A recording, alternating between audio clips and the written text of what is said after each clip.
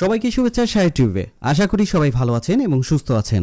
এটি ফরেক্স basic paid কোর্সের video, যা এখন সবার জন্য উন্মুক্ত এবং ফ্রি করে দেওয়া হয়েছে। ধারাবাহিকভাবে ভিডিওগুলো পেতে নিচের ডিসক্রিপশন এবং টেলিগ্রাম লিংক ফলো করুন। আপনি যদি চ্যানেলটিতে নতুন হয়ে থাকেন তাহলে অবশ্যই সাবস্ক্রাইব করে এবং পুরাতন হয়ে থাকলে অবশ্যই লাইক শেয়ার করতে ভুলবেন না। আগের পর্বে দেখছিলাম হচ্ছে সাপোর্ট রেসিস্ট্যান্স এবং ট্রেন্ড লাইন কিভাবে আঁকতে হয় এবং কোথা থেকে এন্ট্রিগুলো আসলে নেওয়া যায়। আর এই পর্বেও আমরা সেই একই জিনিস দেখব এবং অন্যভাবে আমরা ক্লিয়ার হওয়ার চেষ্টা করব এবং আরও বিস্তারিত আলোচনা করব, যাতে করে আপনাদের সুবিধা হয়। একটা ক্লাসে ওটাই সেভাবে আপনারা বুঝতেন না বিধায় এই সেকেন্ড ক্লাসটা এইভাবে রাখা।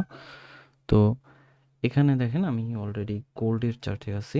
এখানে একটা বিষয় বলে রাখি, আপনারা যদি মার্কেটে টিকে থাকতে চান তাহলে নির্দিষ্ট একটা বা দুইটা পেয়ারে ট্রেড করুন। সেটা ইউএসডি রিলেটেড হইলে সবচাইতে ভালো হয়, যেমন মেজর পেয়ারের মধ্যে হইলে। গোল্ড, সিলভার, অয়েল এইসব হচ্ছে মানে খুব রিস্কের পেয়ার। তো এই পেয়ারগুলো আপনি যখন করতে যাবেন বা করবেন তখন হিউজ একটা ব্যালেন্স থাকতে হয় এবং পর্যাপ্ত ব্যালেন্স না থাকলে এইসব মার্কেটে টিকে থাকাটা একটু অসম্ভব হয়।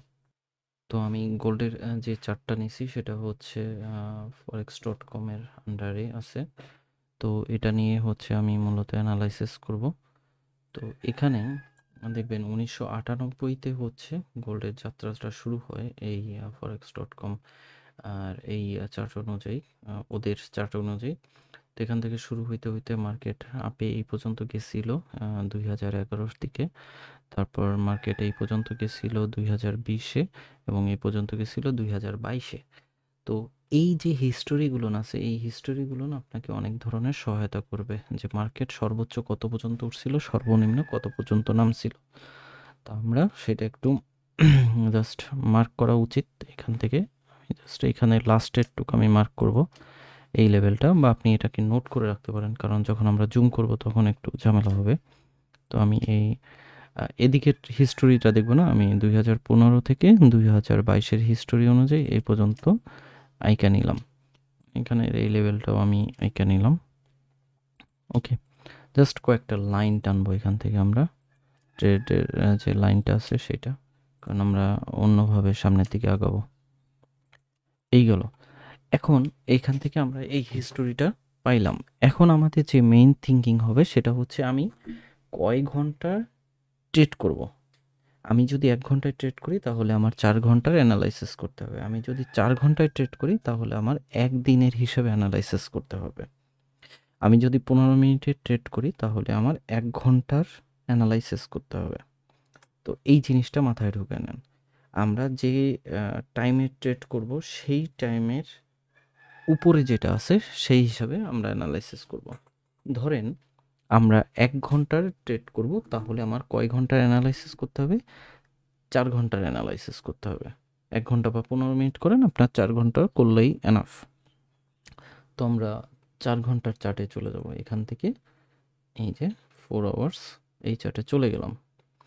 এই চার্টে যাওয়ার পর এখান থেকে আপনারা কিন্তু টানতে পারবেন না, কারণ আমি অলরেডি এই যে লাইনগুলো টানছি এই লাইনগুলো ফিক্সড হয়ে গেছে এবং এই ফিক্সড হওয়ার জন্য এটাকে টানা যায় না। তো এখান থেকে আমি আমার ওয়ান ডেতে আসি, আমি এগুলো লাইনগুলোকে ক্লোজ করে দিই। আমি এই কারণে বলছিলাম যে আপনারা এটাকে নোট করে রাখবেন। নোট করে রাখলে হচ্ছে সর্বোচ্চ কত পর্যন্ত আসছিল এবং সর্বনিম্ন কত পর্যন্ত গেছিল সেটা যখন আপনার নোট করা থাকবে তখন কিন্তু এই ঝামেলাটা হবে না। তো আমরা এখন চলে যাব, আমরা ফ্রেশ করে নিলাম, ফ্রেশ করে আমরা 4 ঘন্টায় চলে যাব।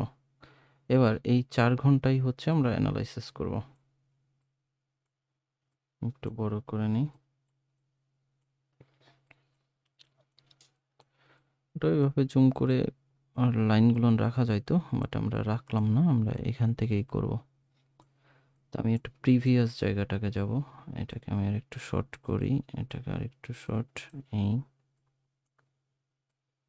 আপনি আপনার মতন সুবিধা করে এটাকে করে নেবেন, তাহলেই হবে। তো এখানে এই যে লাস্টের যে অবস্থানটা আছে আমরা সেই অবস্থানটা ফাইন্ড আউট করি। এই যে আপার এবং এই আপার নিয়ে আমি এটাকে টেনে নিয়ে এখন বর্তমানে যে মার্কেট আছে সেই অনুযায়ী আমি আরেকটু টানি। বিষয়গুলো খেয়াল করবেন। আমি হায়ারগুলো আগে নিব। ওকে? দেন এই হায়ারটা নিলাম, নিয়ে আমি এটাকে টেনে নিয়ে এ পর্যন্ত দিলাম। দেন এই হায়ার,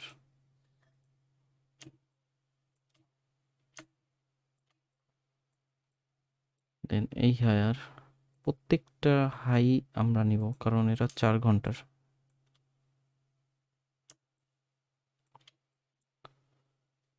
পিছনের দিক থেকে করবেন, টানবেন সবসময়। পিছন দিকে টানলে দেখবেন যে সামনেরগুলো অটোমেটিকলি আপনার সেই জায়গাগুলো বের হয়ে যাচ্ছে যেসব জায়গা থেকে মার্কেট ব্যাক করছে।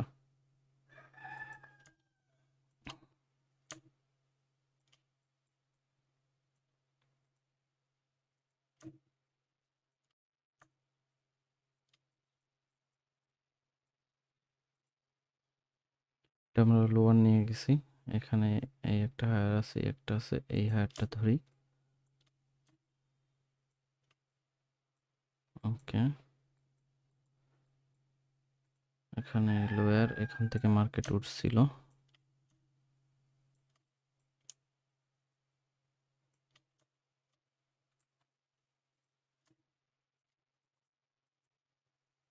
দেন এই একটা জায়গা আছে হায়ার,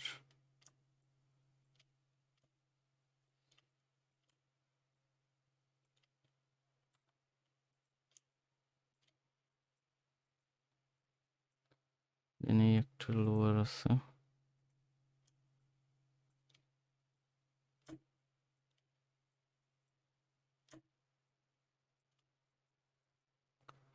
একটা হায়ার আছে এবং এখানে লোয়ার আছে। এই হায়ারটাও নিব আর লোয়ারটাও নিব। মানে আপনাকে যেহেতু 1 ঘন্টার চার্টে আপনি স্কাল্পিং করবেন, তো প্রত্যেকটা পয়েন্ট আপনাকে ফাইন্ড আউট করতে হবে। আপনি যখন এই যে পয়েন্টগুলো ভালো মতন ফাইন্ড আউট করতে পারবেন, তখন আপনার জন্য ট্রেড করাটা খুবই ইজি হয়ে যাবে এবং আপনি বুঝতে পারবেন যে মার্কেটের এখান থেকে এই অবস্থানে মার্কেট যাওয়ার সম্ভাবনা আছে এবং যেতে পারে। চার্ট আছে সেই অনুযায়ী হচ্ছে সাপোর্ট এবং রেসিস্ট্যান্স জোনটাকে আঁকার চেষ্টা করলাম। এরপর আপনি আপনার মতন একটু সাজায় নিলেন বা কোনো কিছু যদি নোট করে রাখতে চান সেক্ষেত্রে নোট করে রাখতে পারেন। এই এই ওকে। তো মার্কেটের বর্তমান অবস্থা হচ্ছে, আমরা এখন এটাকে একটু জুম করি হালকা। এই হচ্ছে 4 ঘন্টার চার্ট। এখন 4 ঘন্টার চার্টে আমরা যদি একটু খেয়াল করি, একটা জিনিস খেয়াল করবেন, এটাকে যদি আমি একটু ছোট করি, এই অবস্থায় একটু বড় করে নিয়ে আসি। এবার ট্রেন্ড লাইনটা কোন দিকে আছে সেটা বোঝার চেষ্টা করেন। ধরেন এই হায়ার টু এই হায়ার যদি আমি এভাবে টান দিই, তাহলে আমার এইভাবে যাচ্ছে, তাই না? এই লোয়ার থেকে এই লোয়ারটা যদি আমি এভাবে টান দিই, তাহলে এভাবে যাচ্ছে।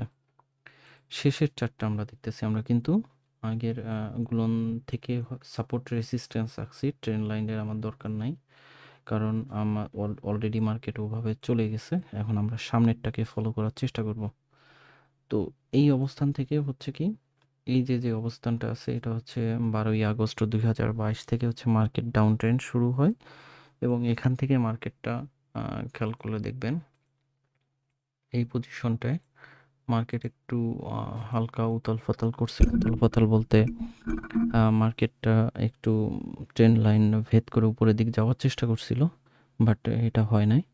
না হয়ে আবার মার্কেট আগের অবস্থানে ফেরত আসছে এবং আগের অবস্থানে ফেরত এসে আপনি এখানে খেয়াল করবেন প্রত্যেকটা জায়গায় মার্কেট কিভাবে রেসপেক্ট করছে প্রত্যেকটা বিষয়কে। সেটা হচ্ছে এই লেভেলটা ধরেন, এটাকে কালার একটু চেঞ্জ করে দিই।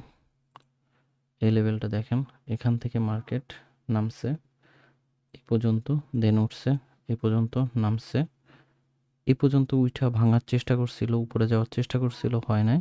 দেন এখানে আবার নামছে, এখান থেকে উঠছে, এই নামছে। তো এই সব পজিশনে যখন এই রেখা বরাবর ধরেন এই যে লাইনটা, নিচের লাইনটা, এখান থেকে যদি আপনি বাই নিতেন তাহলে আপনার একটা ভালো প্রফিট চলে আসতো এবং আপনি প্রফিটে শর্টে একটা প্রফিট নিয়ে ক্লোজ করে দিলেন। বা একটু লংয়ে থাকলে আপনার এই পর্যন্ত প্রফিট চলে আসতো। আবার এখান থেকে যারা সেল নিছেন তারা কিন্তু একটা ভালো প্রফিট করছেন এবং ট্রেন্ড লাইনটা কিন্তু নিচের দিকে আছে। যখন ট্রেন্ড লাইন নিচের দিকে তখন আপনাকে সেলের দিকে মুভমেন্টে থাকাটাই বেটার। আপনি তখন উপরে যখন ট্রেন্ড লাইনের হায়ার লেভেলে টাচ করতেছে বা আপনার যে সাপোর্ট জোনগুলো, যেমন এখানে একটা সাপোর্ট জোন ছিল, রেসিস্ট্যান্স জোন ছিল, এই রেসিস্ট্যান্স জোনে এখানে একটা রেসিস্ট্যান্স জোন ছিল, তাতে আপনাকে দুইবার কনফার্মেশন দিছে। একটা হচ্ছে রেসিস্ট্যান্স জোন কনফার্মেশন দিছে, মার্কেট ডাউন হইতে পারে, আর একটা ট্রেন্ড লাইন কনফার্মেশন দিছে, মার্কেট ডাউন হইতে পারে। এবং এখান থেকে অনায়াসে সেকেন্ড যে রেসিস্ট্যান্স লাইন আছে সেই লাইন পর্যন্ত আপনি প্রফিট নিয়ে বের হয়ে আসতে পারেন। যখন এইটা ক্রস করছে দেখেন এখানে কিন্তু একটা সাইডওয়ে মার্কেট গেছে লং টাইমে। আপনি 1 ঘন্টা যখন আমরা যাব তখন এই জায়গাটা দেখতে পারবো একটা সাইডওয়ে মার্কেট গেছে। তো এখান থেকে আবার যারা এন্ট্রি নিছেন তখন কিন্তু এখান থেকে ভালো একটা প্রফিট করছেন। আবার এখান থেকে যারা এখানে একটা কিন্তু সাইডওয়ে গেছে, এই যে এই লেভেলটা এই লেভেলের মধ্যে ঘুরছে, তারপরে এখান থেকে ব্রেক করছে, ব্রেক করার পরে মার্কেটটা নিচের দিকে চলে আসছে। এখন কি হইতে পারে এই জিনিসটাই আমরা এখন বোঝার চেষ্টা করব এবং এই জিনিসটা আমি প্র্যাকটিক্যালি আপনাদের দেখাচ্ছি, আপনারা মিলাই নেবেন, তাহলে অনেক কিছুই বুঝতে এবং জানতে পারবেন। তো এখান থেকে দুইটা জিনিস চলে আসে, সেটা হচ্ছে দেখেন আমি আর একটু বড় করি, নিউজ কি আছে আমরা সেটা দেখব না। নিউজে ধরেন রাশিয়া ইউক্রেনের যুদ্ধ চলতেছে, এই যুদ্ধ পরিস্থিতিতে আসলে ইউএসডি স্ট্রং হচ্ছে, সেই হিসেবে মার্কেট ডাউন ট্রেন্ডটা বেশি দেখা যাচ্ছে। বাট এই লেভেল থেকেও মার্কেট উঠতে পারে এবং কত দূর পর্যন্ত কি যাইতে পারে সেটা আমরা একটা হিসাব করার বা ক্যালকুলেশন করার চেষ্টা করব। এখন যে মার্কেটের অবস্থানটা আছে এই অবস্থানটা আমাদের বুঝাচ্ছে যে মার্কেটটা একটা সাইডওয়েতে পড়তে পারে, বলা যাচ্ছে না যে সাইডওয়ে হবে। কেন সাইডওয়েতে পড়তে পারে? এখানে দেখেন দুইটা, একটা হচ্ছে রেসিস্ট্যান্স লাইন আর একটা হচ্ছে সাপোর্ট লাইন, এই দুইটা কিন্তু এখানে আছে এবং এখানের কয়েকটা স্ট্রং পজিশন কোনগুলো? স্ট্রং পজিশন দেখেন এই একটা এবং এই একটা, এগুলো হচ্ছে ট্রেন্ড লাইনের যে স্ট্রং পজিশনগুলো আছে সেগুলো না দেখবেন সাপোর্ট রেসিস্ট্যান্স আপনি যখন মিলাইতে যাবেন, সাপোর্ট রেসিস্ট্যান্স একটা জায়গায় ক্রস করতেছে, এই সব জায়গাগুলো না ধরে নেবেন যে স্ট্রং পজিশন এবং এখান থেকে মার্কেটে মানে একটু ব্রেক করলে বা মার্কেট ক্রস করলে মার্কেট অন্যদিকে ত্বরান্বিত হইতে পারে। তাইলে আমরা প্রাথমিকভাবে ধরে নিচ্ছি মার্কেট এই যে লেভেলটা আছে এই লেভেলের মধ্যে মার্কেট সাইডওয়ে অবস্থান নিতে পারে। এখন সাইডে অবস্থান নিতে নিতে মার্কেট যদি এই লেভেলটাকে ক্রস করে তাহলে মার্কেট কিন্তু আরও ফল করবে, আর মার্কেট যদি এই লেভেলের উপরেই থাকে তাহলে মার্কেট কিন্তু বায়ের দিকে থাকবে এবং এইটাকে যদি ক্রস করে তাহলে মার্কেট আবার একটু বায়ের দিকে যাবে। এখন কনফার্মেশন নিব কিভাবে, লাভ লসটা আমরা করবে কিভাবে?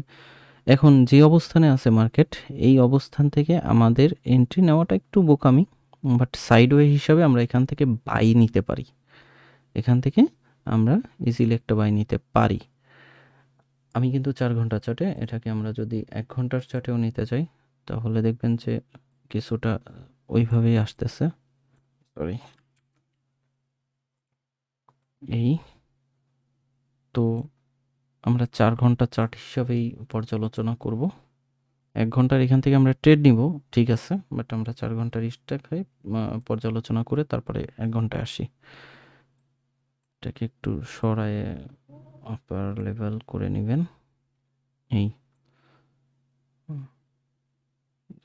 মিনিট চার্টগুলো একটু স্পষ্ট না দেখাইলে কেমন জানি লাগে, তাহলে আমি এগুলো বাদ দিয়ে দিই।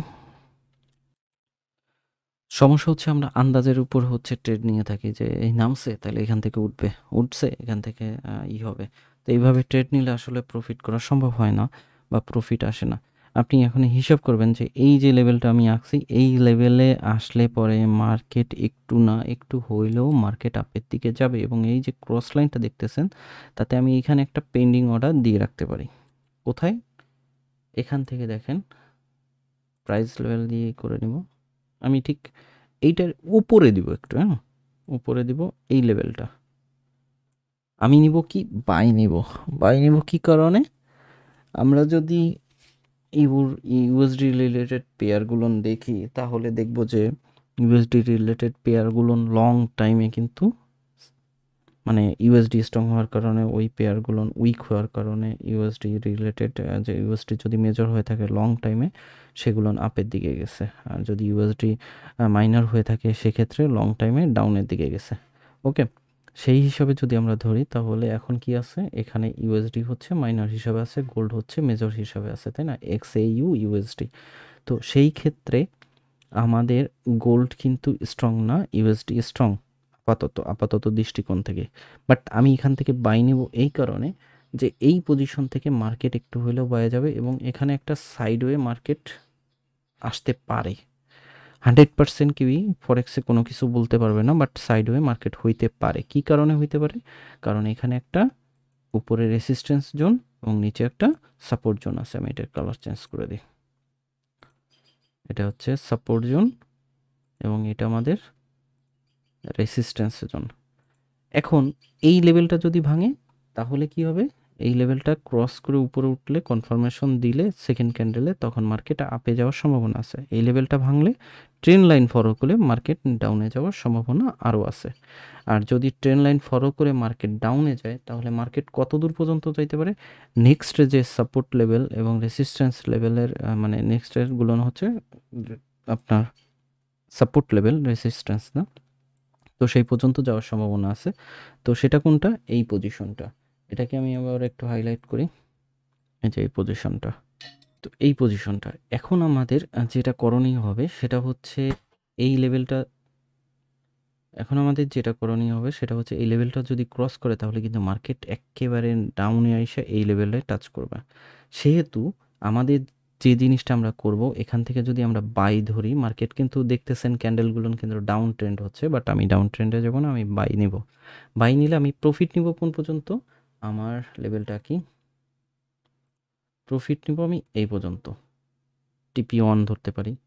আর TP2 যদি আমি নিই, এই জায়গাটা যদি ক্রস করে, আপনি যদি দুইটা এন্ট্রি নিয়ে থাকেন তাহলে TP2 এই দেখেন এখানে যে সাইডওয়ে মার্কেট ছিল সেই হিসাবে এখানে আসে, এই লেভেলটা আসবে। TP3 আসবে হচ্ছে এই সাইডওয়ে মার্কেট যখন ছিল তার উপরে যে অংশটা আছে এই লেভেলটা আসবে।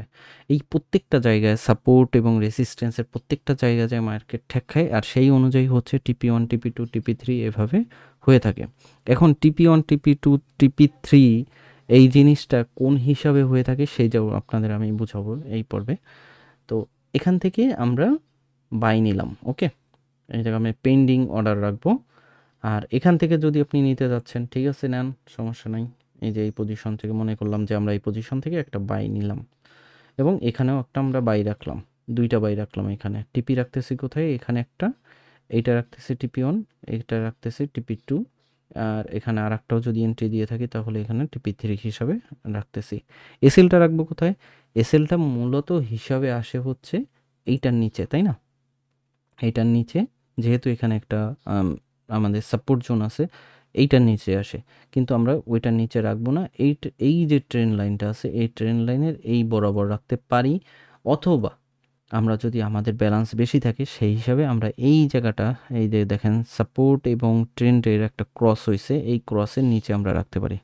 এই ক্রসের নিচে যখন রাখবো তখন এই লেভেলটা একটা স্ট্রং লেভেল। দেখা যাবে মার্কেট যদি কোনো কারণে ধরেন মার্কেট নামলো, সাপোজ এখান থেকে মার্কেট আরও নামলো, এইভাবে করতে করতে মার্কেট এই পর্যন্ত নামলো, নামার পরে কিন্তু মার্কেট এখান থেকে আবার ব্যাক করবে, এই জায়গাটা রেসপেক্ট করবে, রেসপেক্ট করে ওদিকে যাবে যদি নামে, ওকে। সেহেতু আমার এসএলটা আমি এখানে রাখবো। আমার টিপিতে থাকতেছে কোথায়, টিপি ওই যে ঘুরে ফিরে এই লেভেলটাই হচ্ছে আমার TP1, এই লেভেলটা TP2, এই লেভেলটা TP3। এটা হচ্ছে 4 ঘন্টা চার্ট অনুযায়ী আমি এভাবে TP1 TP2 TP3 ফিক্সড করে নিতে পারি। তো আশা করতেছি যে মার্কেট এই যে লেভেলটা আছে, এই যে আমাদের সাপোর্ট জোনটা আছে, এই সাপোর্ট জোনটাকে করে মার্কেট উপরের দিকে উঠবে এবং এই জায়গাটুকে আমাদের একটা সাইডওয়ে হিসাবে এই জায়গাটা থাকবে। তো একটু হিজিবিজি হয়ে গেছে, আমি এটাকে একটু রিমুভ করি। তো এই হচ্ছে অবস্থা এখান থেকে। তাহলে আমরা বুঝতে পারলাম আমাদের এন্ট্রি কিভাবে নিতে হবে, আমরা এক্সিট কিভাবে নিব। সেমভাবে এটাকে যদি আমরা উপরে যদি থাকতো, বা এখন এটা ট্রেন্ড লাইন আছে সেই কারণে কিন্তু আমরা বাইয়ের দিকে মুভমেন্ট দিছি, প্রত্যেকটা পেয়ারই এখন হচ্ছে বাই মুভমেন্টে আছে। তো তো এভাবে হচ্ছে আমরা বাই নিব। আমরা যদি সেলের দিকে যাই সেই বিষয়টাও আমাদের এভাবেই করা লাগবে। আমাদের যখন ট্রেন্ড লাইনটা উপরের দিকে আসে, যেমন আমি যদি একটু ইউএসডি জেপিওয়াইটা দেখাই ফাঁকে, ইউএসডি জেপিও এর অবস্থান হচ্ছে এটা হচ্ছে 4 ঘন্টার ইসে আছে। প্রাথমিকভাবে আমরা যদি এই জিনিসটা বোঝার চেষ্টা করি তাহলে দেখেন হায়ারে গেছিল এখানে, তাই না? এখানে হায়ার কই, এই যে এখানে লোয়ার হচ্ছে এই লেভেলটা, এখানে লোয়ার হচ্ছে এই লেভেলটা। কারণ আপনাদের কাছে প্রশ্ন, মার্কেট এখন কোন অবস্থানে আছে বলেন। এখান থেকে যদি আমি ধরি মার্কেটে, সিম্পলভাবে সবসময় চিন্তা ভাবনা করবেন, তাহলে দেখবেন যে মার্কেট থেকে প্রফিট নিয়ে আসা কোনো ব্যাপার না।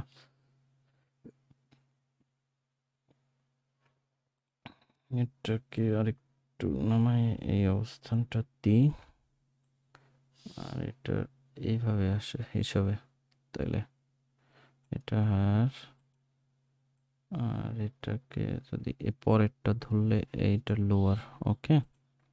আবার যদি আমরা এখান থেকে এইটা এবং এইটা টাচ করি তাহলে যাই এইভাবে, ট্রেন লাইন দুইটা আমরা রাখতেছি, এখানে হচ্ছে লোয়ারটাও ধরছি, লোয়ার এই লোয়ারও ধরছি, এই লোয়ার ধরছি, এই লোয়ারটা ধরছি, এই লোয়ারটা ধরছি, কারণ এখানে মার্কেটের একটু গিরিঞ্জি আছে। এখন দেখেন সিম্পলভাবে দেখেন, এখন বোঝার চেষ্টা করেন এখানে কি হয়েছে। ইউএসডি জেপিওয়াইতে আমরা আছি, ইউএসডি জেপিওর এখনের মুভমেন্টটা কি আছে, এখনের মুভমেন্টটা আছে হচ্ছে সাইডওয়ে হিসাবে, কোনো ট্রেন্ড লাইনে নাই। এই যে এই পর্যন্ত উঠছিল, আমরা যদি এই জায়গাটুকি ধরি, মার্কেটটা এখন সাইডওয়ে হিসাবে আছে। এখানে একটা ভালো এই জায়গাটা, এই জায়গাটা, এই জায়গাটা, এই জায়গাটা রেসিস্ট্যান্সের জায়গায় ধাক্কা খাইছে, খাইয়ে বারবার নামছে, আবার কিন্তু ইসের সাপোর্টের যে জায়গাগুলো আছে সেই জায়গাগুলো থেকে মার্কেট আপের দিকে গেছে। এখন তাইলে আপনি এখান থেকে কি নেবেন, সেল না বাই? ইউএসডি জেপিওয়াই এর আমরা যদি হিস্টোরি দেখি তাহলে সর্বোচ্চ মাত্রায় আপের দিকে আছে। আমি যদি এটাকে উইকলিতে নিয়ে যাই তাহলে দেখেন মার্কেটের অবস্থান হচ্ছে এরকমের,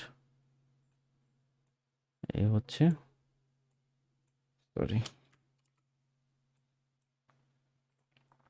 মার্কেটের অবস্থান হচ্ছে এরকম, মানে সর্বোচ্চ পর্যায়ে আপে আছে। তো এখান থেকে কিন্তু যাদের ব্যালেন্স অনেক তারা কিন্তু সেল নিবে, কারণ যতই উপরে উঠুক মার্কেট তো নামবে, একটু প্রফিট নিতে হবে। কিন্তু মার্কেটের এখন যে ভূমিকাটা আছে সেই ভূমিকাটা হচ্ছে সাইডওয়েতে আছে। এখন এই সাইডওয়েটা কখন ভাঙবে, এখানে দেখেন দুইটা ট্রেন লাইন আমরা করছি, একটা ওই নিচে থেকে লোয়ার করছিলাম আর একটা হায়ার করছিলাম, তাই না? সেই হিসাবে যদি আমরা আসি তাহলে দেখেন প্রথমে যে ট্রেন লাইনটা আছে সেই লাইনটাকে কিন্তু ও ফলো করতেছে, এবং সেকেন্ড যে ট্রেন লাইনটা আমরা আঁকছিলাম নিচে থেকে সেই ট্রেন লাইনটা কিছুটা সময়ের জন্য ফল করছিল, এখানে ফল করার পর কনফার্মেশন না পেয়ে আবার মার্কেট টান দিয়ে উপরে উঠে গেছে, উপরে উঠে যায় সেই আগের পুনরার যে আমাদের ট্রেন লাইনটা আছে সেই লাইনটাকে টাচ করছে। সেই হিসাবে কি হওয়ার কথা এখানে, যদি এই জায়গাটা ক্রস হয়, এই যে অবস্থানটা আছে এই জায়গাটা যদি ক্রস হয়, মার্কেট যদি এখানে আরও দুইটা ক্যান্ডেল তৈরি করে তাহলে মার্কেট আপের দিকে যাওয়ার সম্ভাবনা বেশি। এখন এই লেভেলটায় দেখেন একটা দুইটা তিনটা চারটা, এই লেভেলটায় চারটা অলরেডি আমাদের রেসিস্ট্যান্সের জোন পাইছি এবং এটা একটা সাইডওয়ে ভূমিকায় আছে।